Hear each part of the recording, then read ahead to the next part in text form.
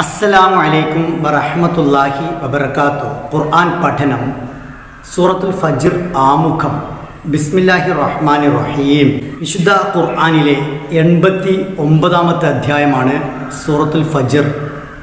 30 സൂക്തങ്ങളുള്ള ഈ അധ്യായത്തിൻ്റെ പേര് ഇതിൻ്റെ ഒന്നാമത്തെ സൂക്തമായ വൽ ഫജ്ർ എന്നതിൽ നിന്നാണ് സ്വീകരിച്ചിരിക്കുന്നത്.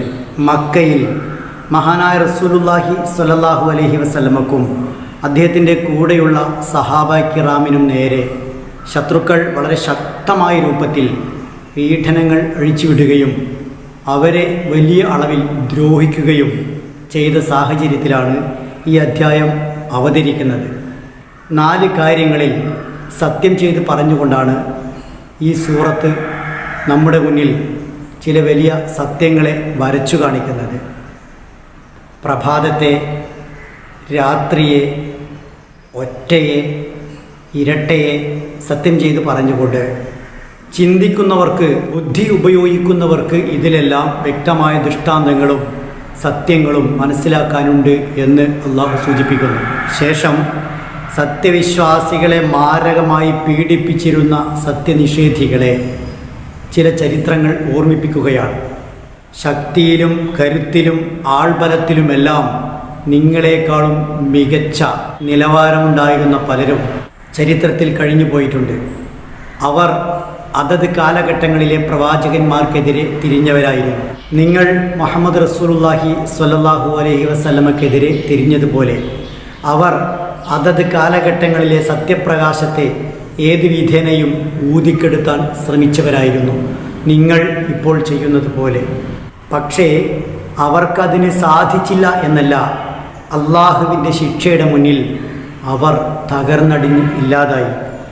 ആദ് സമൂഹമാണെങ്കിലും സമൂദ് ഗോത്രമാണെങ്കിലും ഫറോവനാണെങ്കിലുമൊക്കെ ചരിത്രത്തിലെ വലിയ ഉദാഹരണങ്ങളാണ്.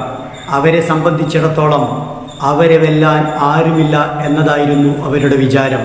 അവരുടെ കണ്ണിൽ സത്യവിശ്വാസികളും അവരെ നയിക്കുന്ന സത്യപ്രവാചകനും പറ്റേ ദുർബലരായിരുന്നു, അവഗണിക്കപ്പെടേണ്ടവരായിരുന്നു. പക്ഷേ അള്ളാഹുവിൻ്റെ അടുക്കൽ പരിഗണനയ്ക്ക് അർഹമായ സത്യപ്രവാചകൻ, അദ്ദേഹത്തിൻ്റെ കൂടെയുള്ള ആളുകൾ, സത്യവിശ്വാസികൾ, അവരുടെ നേരെ ഈ സത്യനിഷേധിക്കൂട്ടം പീഡനങ്ങൾ വർദ്ധിപ്പിച്ചപ്പോൾ അള്ളാഹു പല രൂപത്തിൽ അവരെ പിടികൂടി.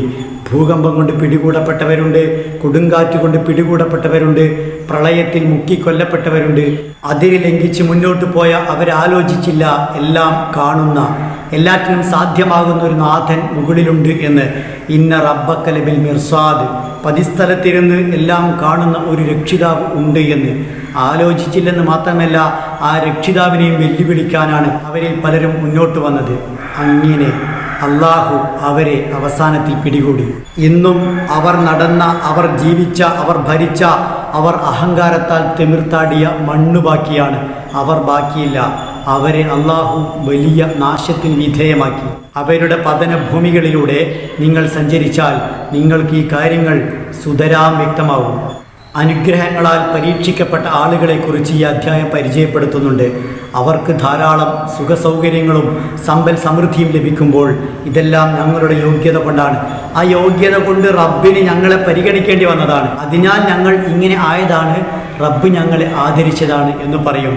അതേസമയത്ത് മറ്റൊരു കൂട്ടരുണ്ട്, ഇല്ലായ്മ കൊണ്ടും ദാരിദ്ര്യം കൊണ്ടും പരീക്ഷിക്കപ്പെട്ടവർ. അവരോ റബ്ബ് ഞങ്ങളെ അപമാനിച്ചു, റബ്ബ് ഞങ്ങളെ താഴ്ത്തിക്കെട്ടി നിന്ദിച്ചു എന്നാണ് പറയുക. ലഭിക്കുന്നതും ലഭിക്കാതിരിക്കുന്നതും അള്ളാഹുവിൻ്റെ പരീക്ഷണത്തിൻ്റെ ഭാഗമാണ് എന്ന് അവർ മനസ്സിലാക്കില്ല.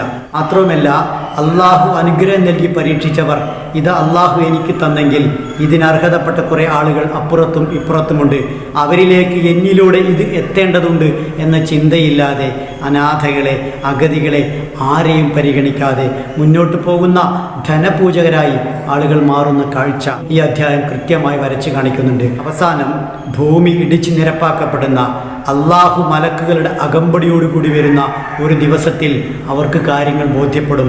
ഞങ്ങൾക്ക് അള്ളാഹു നൽകിയതും നൽകാതിരുന്നതുമെല്ലാം പരീക്ഷണമായിരുന്നു എന്നും ഒന്നിൽ നന്ദി കാണിക്കുന്നുണ്ടോ എന്നും മറ്റൊന്നിൽ ക്ഷമിക്കുന്നുണ്ടോ എന്നുമുള്ള കൃത്യമായ പരീക്ഷയായിരുന്നുവെന്നും.